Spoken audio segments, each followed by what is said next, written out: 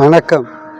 அன்பார்ந்த வணக்கத்திற்குரிய தொழிலாளர் தோழர்களே, உங்கள் அனைவருக்கும் எனது மனமார்ந்த நன்றி. இன்று மே தினம்.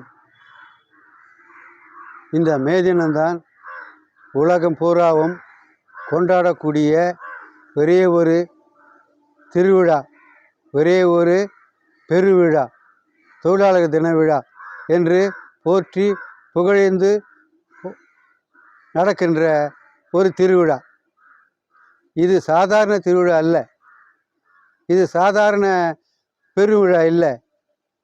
அமெரிக்காவில் சிக்காகோ நகரில் 8 மணி நேரம் வேலை கேட்டு உயிர் நீத்த தியாகிகளினுடைய நினைவாக கொண்டு தான் உலகத்தில் உள்ள அனைத்து நாடுகளும் இந்த நாளை உலக தொழிலாளர் தினம் என்று மே 1ஆம் தேதியை கொண்டாடி கொண்டிருக்கிறார்கள்.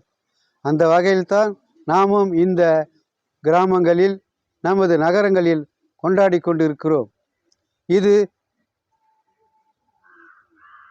இது சாதாரணமாக கொண்டாடப்படுவதாக நினைக்கக்கூடாது.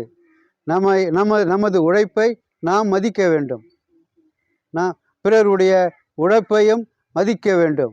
அந்த உன்னதமான ஒரு பெரிய கொள்கையாக கொண்டுதான் இந்த திருநாளை நாம் ஆண்டுதோறும் மே மாதம் கொண்டாடி கொண்டிருக்கிறோம்.